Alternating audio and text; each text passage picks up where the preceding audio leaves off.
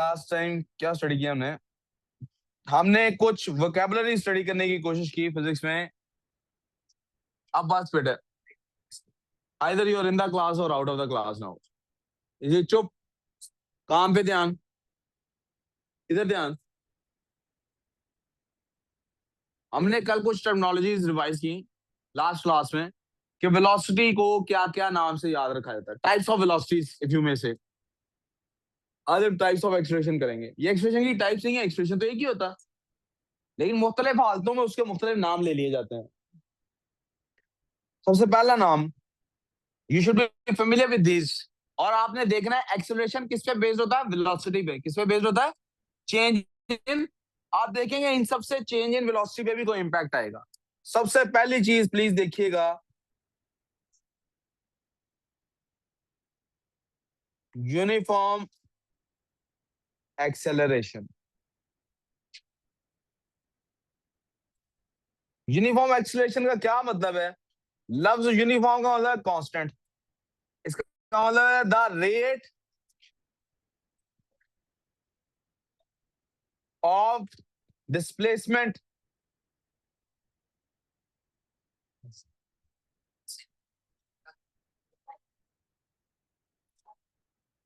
either you want to learn something or you want to copy the notes. Which is it? Please clarify in your head, then do accordingly.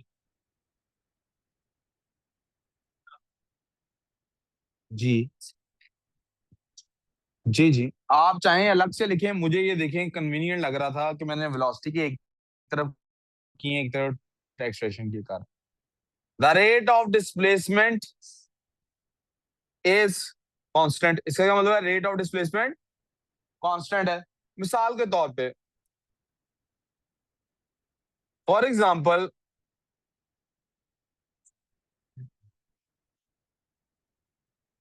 For example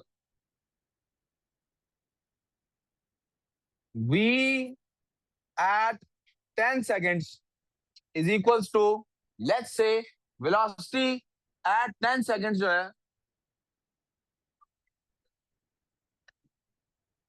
velocity at 10 seconds जो है वो क्या हुआ? 0 to कहा, 0 से चली, 0 to कहां गई? 10 मीटर पर सेकंड पे चली गई। पहले 10 सेकंड में वेलोसिटी कहां चली गई? 0 से 10 मीटर पर सेकंड। तो आप देखें कि अब at v 10 सेकंड से 20 सेकंड्स पे अगर चली जाती है 10 मीटर पर सेकंड से 20 मीटर पर सेकंड पे, तो आप देखिए कि जो चेंज है, जो डेल्टा वी की वैल्यू यहां है और जो डेल्टा वी की वैल्यू यहां है, क्या ये दोनों डेल्टा वी की वैल्यूज सेम है या नहीं? अगर आप गौर करें तो एग्जाम्पल नंबर 1 के अंदर और एग्जाम्पल नंबर 2 के अंदर, दोनों के अंदर जो डेल्टा वी ओवर टी है या पर सेकंड चेंज है, हर सेकंड में वेलोसिटी में कितना चेंज आ रहा है, तो वो चेंज कितना आ रहा है? 1 मीटर पर सेकंड चेंज आ रहा है, या 1 मीटर पर सेकंड स्क्वायर चेंज आ रहा है। आप देख लीजिए, 0 से वेलोसिटी गई है 10 पे, कहां गई है? कितनी देर में गई है? 10 सेकंड्स में। 0 से 10 पे गई है 10 सेकंड्स में। 0 से 10 पे गई है, तो हर एक सेकंड में वेलोसिटी में कितना इजाफा हो रहा था? एक का। यानी आपने अगर 0 से 10,000 रुपए कमाए हैं 10 दिन में, तो हर दिन में आपने 1,000 कमाया होगा। इसी तरह अगर आपने 0 थी आपकी वेलोसिटी, आप एड्रेस से वेलोसिटी बढ़ के 10 मीटर पर सेकंड हो गई है, चेंज आया वेलोसिटी में, और ये काम 10 सेकंड्स में हुआ है, तो हर सेकंड एवरेज क्या निकल रही है आपकी? हर सेकंड में आपकी वेलोसिटी में चेंज कितना आ रहा है? आपकी वेलोसिटी में 1 मीटर पर सेकंड का इजाफा हो रहा है। अब 10 से 20 पे गई है, तो भी आपकी वेलोसिटी 10 सेकंड से 20, अगले 10 सेकंड में वेलोसिटी फिर 10 मीटर पर सेकंड का टोटल चेंज आया। तो इसका मतलब हर एक सेकंड में आपकी वेलोसिटी में 1 मीटर पर सेकंड का चेंज आ रहा है। तो मैं ये कह सकता हूँ एक्सीलरेशन 1 मीटर पर सेकंड स्क्वायर्ड है।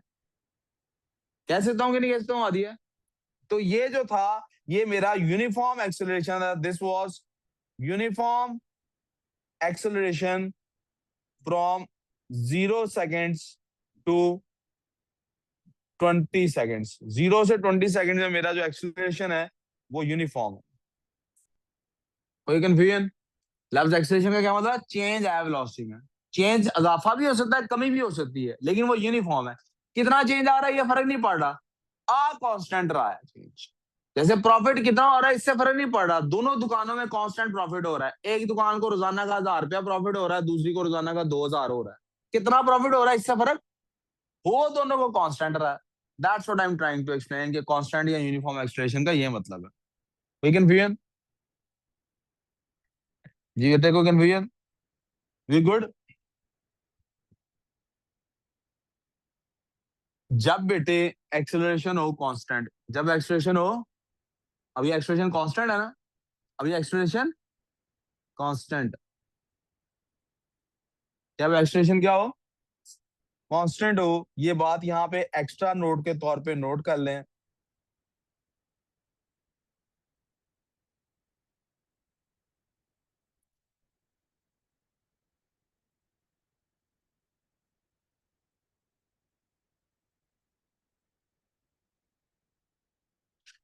इफ ए इज कांस्टेंट,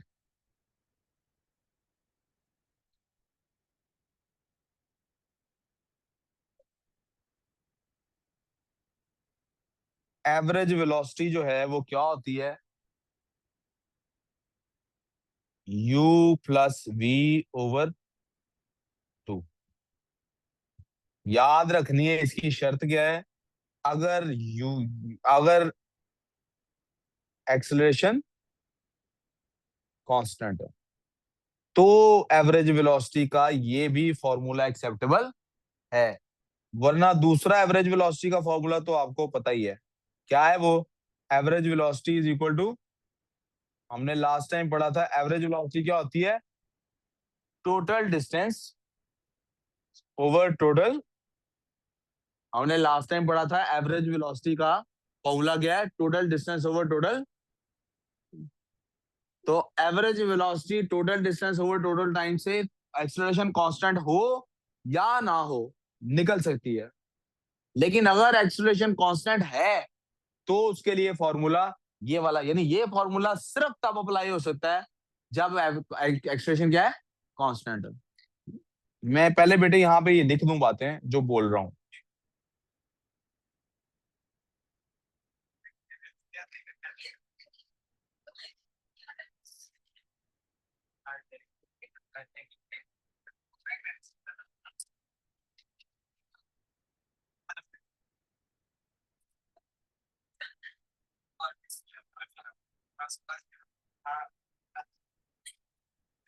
बेटा जरा समझने के लिए अगर पढ़ेंगे तो आप कुछ सीख लेंगे, वरना 0 ग्रेड ही आएगा जो मर्जी कर। सबसे पहला एक्सप्रेशन की टाइप मैंने क्या बताई, जो यूनिफॉर्म होता है। यूनिफॉर्म का मतलब उसमें वेलोसिटी में चेंज तो आ रहा होता है लेकिन वो चेंज यूनिफॉर्म होता है। यानी वेलोसिटी बढ़ तो रही है या कम हो रही है, कम भी हो सकती है, बढ़ रही है या, लेकिन पर सेकंड जो वेलोसिटी में चेंज है वो कांस्टेंट है। अगर हर सेकंड वेलोसिटी 10 मीटर पर सेकंड से बढ़ रही है तो हर अगले आने वाले सेकंड में इतनी ही बढ़ती रहेगी। यानी 0 से 1 होने में अगर 0 से 10 हो गई वेलोसिटी, तो 1 से 2 होने में 20 हो जाएगी, 2 से 3 होने में 30 हो जाएगी, 3 से 4 होने में 40 हो जाएगी। हर सेकंड पे 10 मीटर पर सेकंड की वेलोसिटी चेंज होती रहेगी। इस एग्जांपल में जो हमारा हमने कोड की थी वो 1 मीटर पर सेकंड का चेंज था। हर एक सेकंड के बाद वेलोसिटी में 1 का इजाफा होता जा रहा था। ये कमी भी हो सकती है, ये क्या हो सकता है, ट्रस्ट मी बेटे, your 100% is not here, you will not get a good grade, have to have 100% here. इसी तरह है जरा, बात पर रिपीट करने देते हैं। अब ये एक साइड नोट आ गया कि अगर एक्सीलरेशन हो कांस्टेंट, अगर एक्सेलरेशन हो, लास्ट क्लास में हम पढ़ चुके हैं कि एवरेज वेलोसिटी होती है टोटल डिस्टेंस ओवर टोटल। अब इसमें आप गौर करें, एवरेज वेलोसिटी फाइंड करने के लिए टोटल डिस्टेंस भी चाहिए और टोटल टाइम भी। अगर एक्सेलरेशन कांस्टेंट है तो वेलोसिटी में तो चेंज आ रहा है। अब आपको डिस्टेंस और टाइम आपको सिर्फ ये पता होना चाहिए कि किसी एक पॉइंट पे आपको पता हो वेलोसिटी स्टार्टिंग में कितनी थी और अगले पॉइंट पे फाइनल वेलोसिटी का पता हो। दोनों को ऐड करके 2 पे डिवाइड करें, मिड वैल्यू पे पहुंच जाएंगे। आज मैथ्स में पढ़ा था ना, एवरेज और मिड वैल्यू दोनों बातें डिस्कस की थी, इसलिए आज डिस्कस की थी। कोई कंफ्यूजन? अब वो कर आप सवाल पूछना।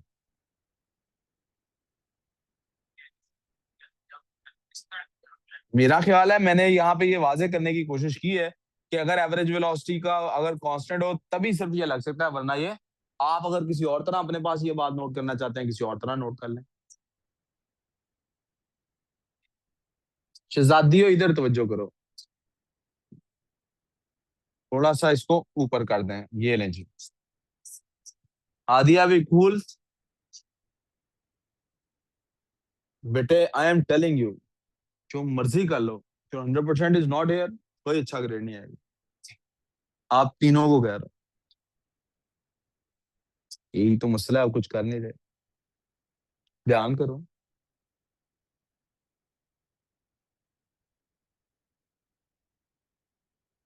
अब अगर एक एक्सेलरेशन यूनिफॉर्म नहीं होता, अगर एक एक्सेलरेशन यूनिफॉर्म, तो फिर वो नॉन यूनिफॉर्म होगा, यानी वो एक्सेलरेशन वेरिएबल होगा, वो एक्सेलरेशन चेंज हो रहा होगा। अब एक्सेलरेशन जब चेंज हो रहा होता है तो वो दो ही तरह के चेंजेस पॉसिबल है ना, कौन कौन सा? एक है इंक्रीजिंग एक्सेलरेशन और दूसरा है डिक्रीजिंग एक्सेलरेशन।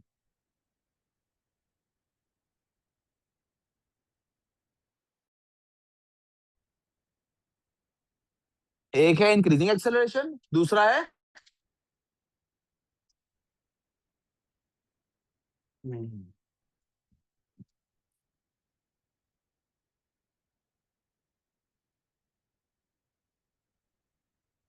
इंक्रीजिंग एक्सेलरेशन में क्या होता है? लफ्ज एक्सेलरेशन पे गौर करें, लफ्ज एक्सेलरेशन पे गौर करें। एक्सेलरेशन हो रही है और यकीन करें यहां मेरी मुराद क्या है? पॉजिटिव। कौन क्या मुराद है? हम लोग ओ लेवल्स आईजीसीएसई में लफ्ज पॉजिटिव और नेगेटिव की बजाय क्या करते हैं? एक्सेलरेशन और डिसेलरेशन लिखते हैं। क्या लिखते हैं? अगर एक्सेलरेशन नेगेटिव हो तो हम क्या कहते हैं? उसको डिसेलरेशन कहते हैं। पॉजिटिव हो तो हम क्या कहते हैं? लेकिन ए लेवल में जाके ओ में भी पॉसिबल है क्या? क्या आपको पॉजिटिव नेगेटिव का कॉन्सेप्ट पता हो? पूछ लिया जाए, पता आपको लाजमी होना चाहिए। मैं अभी जब आपके सामने बात कर रहा हूं तो मैं दोनों सूरतों में पॉजिटिव एक्सेलरेशन की बात कर रहा हूं। किसकी बात कर रहा हूं? मैं नेगेटिव की बात, पॉजिटिव ही। अहमद साहब, very important comment that I have just given. मैं किसकी बात कर रहा हूं? पॉजिटिव एक्सेलरेशन की। किसकी बात कर रहा हूं? What do I mean by positive acceleration? Velocity is, लफ्ज एक्सेलरेशन है तो वेलोसिटी में चेंज तो आ रहा है। Velocity is increasing. वेलोसिटी क्या हो रही है? डिक्रीजिंग एक्सेलरेशन में क्या होता है? पॉजिटिव है ना? गैस करें क्या होगा? Velocity is Decreasing. गलत। Velocity is still increasing. Just in the velocity अभी भी opposite इंक्रीज ही कर direction. रही है।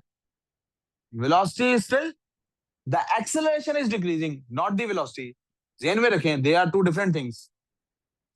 अबू बकर, उससे ज्यादा जरूरी ये जो मैं कह रहा हूं, मुझे पता नहीं लिख चुका फिर भी इधर ध्यान दे। लफ्ज एक्सेलरेशन का क्या मतलब है? वेलोसिटी में इंक्रीज आ रहा है, एक्सेलरेशन इंक्रीज या डिक्रीज कर रहा है। रिमेंबर, वेलोसिटी इंक्रीज या डिक्रीज, वेलोसिटी दोनों सूरतों में इंक्रीज ही कर रही है, because it is acceleration, it is positive. फिर ये इंक्रीजिंग और डिक्रीजिंग एक्सेलरेशन से क्या फर्क पड़ता है? वो फर्क इससे अगले लफ्ज में,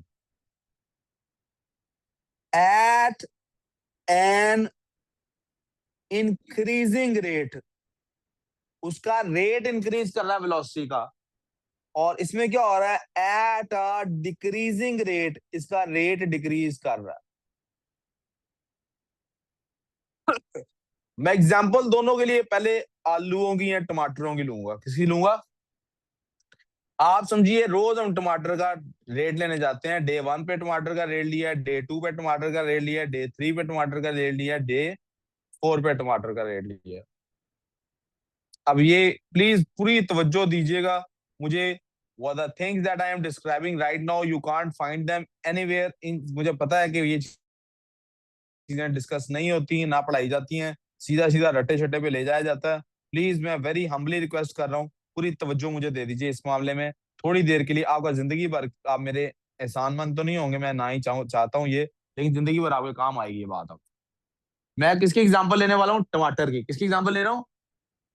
ये D1 D2 D3 ये हमारे क्या है, ये D4 ये मैथ्स की किताबें नहीं है, ये क्या है, डेज हैं। अभी आप सुन लें फिर लिख लीजिए, ये डेज हैं। ये क्या है? टमाटर का रेट जनाब पहले दिन पता किया, पता लगा टमाटर का रेट था 150 रुपीज पर केजी। पहले दिन क्या रेट था? दूसरे दिन रेट था 200 रुपीज पर केजी।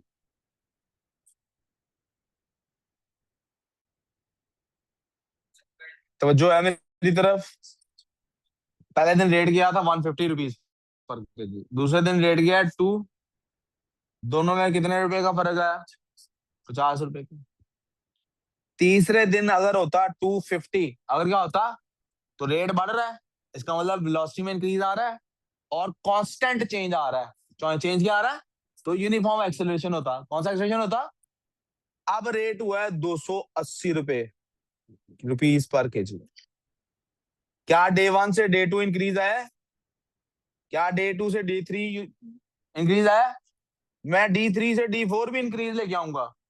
अब क्या होगा? यहां से यहां तक रेट में चेंज आया था बेटे 50 रुपए का। कितना चेंज आया है? यहां से यहां तक चेंज क्या है बेटे? 80 रुपए का। अब देखिएगा चेंज कितना आता। अब रेट आ गया हमारे पास 350 रुपीज पर केजी। अब आप देखिए रेट कितना चेंज हुआ है? 70 रुपए। तो कम हो गया, इतना नहीं करना, 450 कर देते हैं।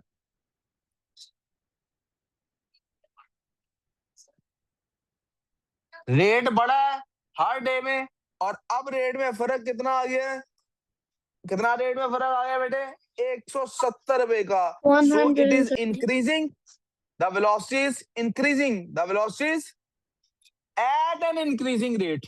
वेलोसिटी बढ़ भी रही है और हर आने वाले सेकंड में जो चेंज है वो पहले से ज्यादा होता जा रहा है। वेलोसिटी बढ़ रही है लेकिन हर आने वाले सेकंड में जो चेंज है वो पहले से ज्यादा होता जा रहा है। यानी आपकी हाइट रोज बढ़ रही है, लेकिन आज 1 सेंटीमीटर बढ़ी थी, कल एक की बजाय 2 सेंटीमीटर बढ़ गई। जैसे कंपनियों का प्रॉफिट होता है, जैसे एक्सपोनेंशियल ग्रोथ होती है। यहां तो कोई कंफ्यूजन? वी गुड सो फार? अब जरा दूसरी साइड की एग्जांपल लेते हैं। पहले दिन रेट था जनाब इधर भी 150 रुपीज पर केजी। दूसरे दिन रेट हो गया 200 रुपीज पर केजी। कितना रेट का फर्क पड़ा? 50। तीसरे दिन हो गया रेट 240 रुपीज पर केजी। कितना फर्क पड़ा? चौथे दिन रेट हो गया 270 रुपीज पर केजी। आप देखिए क्या यहां से यहां तक रेट जो पहला दिन है उससे दूसरे दिन तक क्या रेट में फर्क आया है? यस आया है, इंक्रीज हुआ है। यस, एक्सेलरेशन इसका मतलब है, एक्सेलरेशन इसका मतलब यानी वेलोसिटी में इंक्रीज आया है। दूसरे दिन इंक्रीज कितना हुआ है? इंक्रीज अभी भी हुआ है, इंक्रीज अभी भी। डे 1 से D2 इंक्रीज हो रहा है, D2 से D3 इंक्रीज हो रहा है, लेकिन वो जो इंक्रीज होने का रेट है वो पहले से कम है। वेलोसिटी अभी भी 200 से 250, 250 से सॉरी 150 से 200, 200 से 240 वेलोसिटी में इंक्रीज, लेकिन पर डे चेंज जो वेलोसिटी में आ रहा है वो कम हो गया। That's why it is acceleration but a decreasing acceleration. But गौर करें कि आगे भी वेलोसिटी बढ़ी ही है, वेलोसिटी में कमी। Since velocity is increasing it is an acceleration. Since velocity is, it is an acceleration. But since the change in the velocity is not regular, so it's not uniform. अब जब ये uniform नहीं है तो it's either going to be an increasing acceleration और कोई confusion? जेन में बैठ गई बात? श्योर?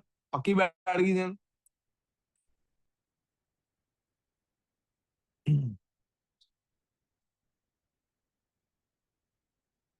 Next, acceleration.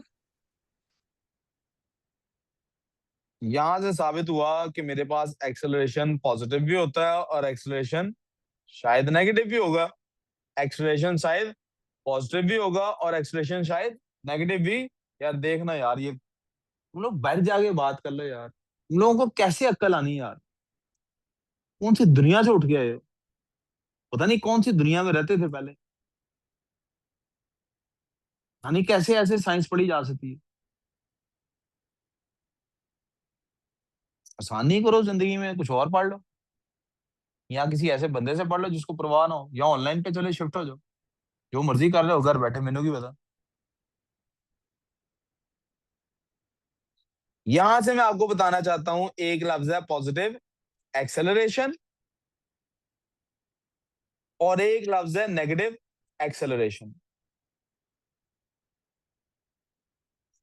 ये जो नेगेटिव एक्सेलरेशन है, इसी के लिए हम एक और लफ्ज इस्तेमाल करते हैं, which is deceleration. Positive acceleration का क्या मतलब है? चाहे कम रेट हो चाहे ज्यादा हो, वी इज इंक्रीजिंग। और नेगेटिव एक्सेलरेशन का क्या मतलब है? वी क्या हो रही है? डिक्रीज कर रही है। वी क्या कर रही है? तो आप जरा प्लीज, जहां पर आपने राइट और लेफ्ट में कंपैरिजन ड्रॉ किया, आई वांट यू कि आप इन दोनों का टॉप और बॉटम का भी कंपैरिजन प्लीज ड्रॉ कर लीजिए। एक के अंदर वेलोसिटी इंक्रीज हो रही है, और एक में वेलोसिटी इंक्रीज नहीं हो रही है, बल्कि उल्टा डिक्रीज कर रही है। ये फर्क दोनों का, v इज इन, मैं दोनों के लिए नीचे दोबारा से लिख देता हूं, एक दफा फिर से। बार बार लिखने से क्या होगा, सिर्फ ड्रिल करा रहा हूं। एक है बेटे मेरे पास डिक्रीजिंग एक्सेलरेशन, क्या है मेरे पास बेटे? एक ये डिक्रीजिंग एक्सेलरेशन है एक मेरे पास, और एक है मेरे पास बेटे डिक्रीजिंग एक्सेलरेशन के अलावा नेगेटिव एक्सेलरेशन। ये नेगेटिव एक्सेलरेशन को हम और क्या कहते हैं? डीसेलरेशन। इन दोनों में फर्क क्या है बेटे? इन दोनों में फर्क ये है, इसके अंदर v is still increasing, v अभी भी इंक्रीज कर रही, इसमें v is decreasing, velocity decrease कर रही है। इसकी एग्जांपल ये ली जा सकती है कि 150 से 200, 200 से 240, 240 से 270, increasing but at a decreasing rate, increasing but at a, लेकिन इसके अंदर क्या होगा? It is one, if it is, क्या हो गया भाई तुझे?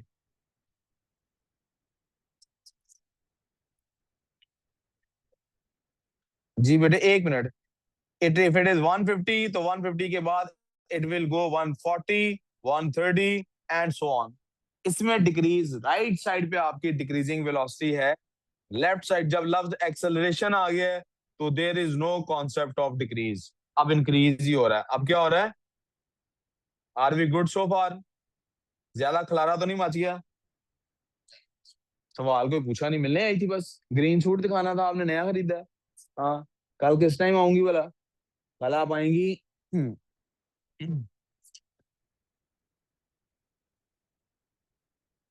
3 o'clock। ठीक है, 3 बजे भी इनकी क्लास हो, इस्लाम उसकी चल रही होगी, हिस्ट्री ज्योग्राफी की। 2:30 बजे आ जाना, 2:30 बजे से 4-5 बजे तक आ जाना। जी बोले। डिक्रीजिंग, क्योंकि मैं बताना चाह रहा हूँ कि डिक्रीजिंग एक्सलेशन का मतलब एक्सलेशन कम हो रहा है, लेकिन वेलोसिटी कम नहीं। क्या? एक्सलेशन डिक्रीज हो रहा है, देखो। एक्सलेशन होता है, आप फिर वेलोसिटी के साथ कंफ्यूज कर रहे हैं।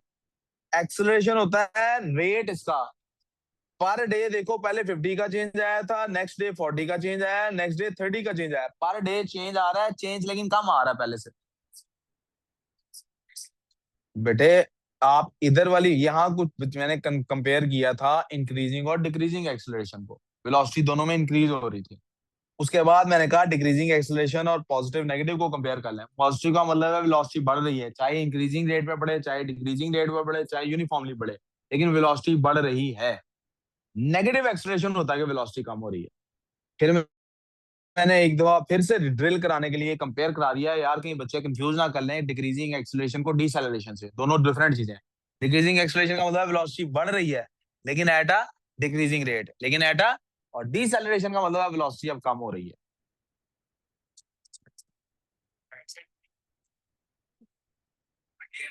किधर 50, 40 कहाँ पे लिखा था? चल बता, कहाँ 150 से 40 हुआ था? यार मैं यही तो समझा रहा हूँ, वहां कंपैरिजन किसी और चीज का था लेफ्ट राइट पे, यहाँ किसी और चीज का। क्यों नहीं समझ रही ये बात? यहाँ कंपैरिजन था एक्सेलरेशन इंक्रीजिंग और एक्सेलरेशन डिक्रीजिंग का। एक्सेलरेशन इंक्रीज हो, दोनों में वेलोसिटी तो इंक्रीज ही होनी है ना। क्या किस पे फर्क आ रहा है? एक्सेलरेशन पे। इधर पर डे चेंज बढ़ता जा रहा है, पहले डे में 50 का चेंज था, दूसरे दिन 80 का चेंज था, तीसरे दिन 100।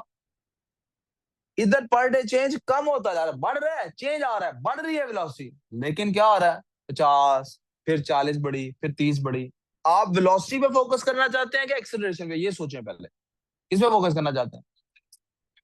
अगर आप एक्सेलरेशन पे फोकस कर रहे हैं तो आप ग्रीन पेन पे फोकस करेंगे। Your green pen is your acceleration. पहले दिन उसका एक्सेलरेशन था 50 का, दूसरे दिन एक्सेलरेशन था 40 का, तीसरे दिन था, इधर पहले दिन 50 था, दूसरे दिन 80 था, तीसरे दिन 100। एक्सेलरेशन दोनों में से किसमें इंक्रीज हो रहा है? लेकिन एक्सेलरेशन पॉजिटिव। एक्सेलरेशन पे आपने क्या फोकस करना चाहता हूँ? अब भी आप ग्रीन पेन पे फोकस करेंगे ना? क्या एक्सेलरेशन की वैल्यू पॉजिटिव है कि नहीं? ये कौन सा एक्सेलरेशन है? वेलोसिटी इंक्रीज कर रही है लेकिन डिक्रीजिंग एक्सेलरेशन। कौन सा एक्सेलरेशन है? जो ऊपर राइट साइड पे बनाया था, जो ऊपर कहाँ बनाया था। अब इसको कंपेयर, अब मैं किससे कर रहा हूँ? इंक्रीजिंग एक्सेलरेशन से नहीं कंपेयर कर रहा, नेगेटिव एक्सेलरेशन से कर रहा हूँ। नेगेटिव एक्सेलरेशन क्या होता है? अब इसका ग्रीन पेन बना लेते हैं। एक्सेलरेशन पे फोकस कराना ना आपने। -10, ये भी पर डे ही है। -10 हुआ रेट अब क्या हुआ है? माइनस। अब एक्सेलरेशन नेगेटिव है ना, वेलोसिटी कम हो रही है। मैं कह रहा हूँ डिक्रीजिंग और डिसेलरेशन में ये फर्क है। डिक्रीजिंग का मतलब है अभी भी वेलोसिटी बढ़ ही रही है, वेलोसिटी कम नहीं हो रही। अभी भी वेलोसिटी क्या हो रही है? वेलोसिटी कम। कम होने का मतलब एक्सेलरेशन नेगेटिव हो गया। ये आपने जेन में रखना है। जी मानूर, आपको ये बात समझ आ गई है? Aram, did you understand this?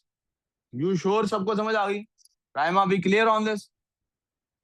हमें एक्सेलरेशन की पॉजिटिव, नेगेटिव और ये सारी चीजें समझ आ गई हैं, आई प्रिज्यूम।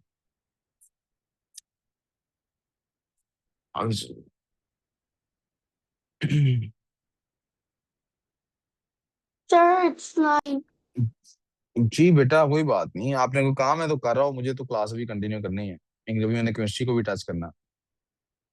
छोटी क्लास लूंगा लेकिन मैंने केमिस्ट्री की भी क्लास लेनी है। अब अगर आपने मुझसे वेलोसिटी के बारे में कोई सवाल पूछा था शुरू में, क्लास के शुरू में, क्योंकि लास्ट क्लास में आपने ये बात एंड में बताई थी, कांस्टेंट वेलोसिटी की बात हो रही है। टर्मिनल और वो कांस्टेंट, मैंने अगर आपको नहीं याद आ पढ़ रही दोबारा तो दोबारा पूछ लेना, एक बार रिवाइज करो नोट्स, फिर पूछना। ये बनाए तो थे, ये देखो इसके। हाँ, अच्छा मैं भिजवा दूंगा नोट्स, ठीक है।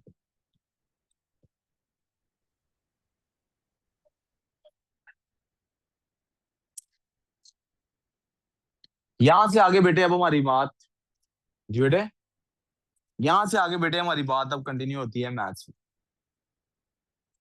यानी यहां से आगे मैंने आपको बताया था, अब आगे कुछ दिन, 3 या 4 दिन या मे भी हफ्ता पूरा, मैथ्स और फिजिक्स का कंबाइंड लेक्चर है। ठीक है। So either I am going to request today to sir Bilal and ma'am Uswa कि आप लोग बायो सीएस की क्लास पहले लें। किससे पहले लें? मैथ्स से पहले लें। ठीक है, हम मैथ्स से ऑनवर्ड्स हम इस क्लास को कंटिन्यू करेंगे। यहाँ पे आई विल रिक्वेस्ट बेटे, दुल्ला बाबर की बेल थी, उसको रिक्वेस्ट करो 15 मिनट बाद। या फिर हम सर को रिक्वेस्ट करेंगे, मैम और सर को, कि 2-3 दिन आप क्लास लें ही ना, मतलब या फिर हम उन्हें रिक्वेस्ट करेंगे वो हमारी क्लास के बाद, यानी I am gonna shift it a little bit tomorrow. ठीक है, कोई कंफ्यूजन? मैथ्स और फिजिक्स की यहाँ से ऑनवर्ड्स कंबाइंड क्लास है। कोई confusion? Let's stop the physics class और केमिस्ट्री क्लास में थोड़ा सा काम है, वो डिस्कस करते हैं।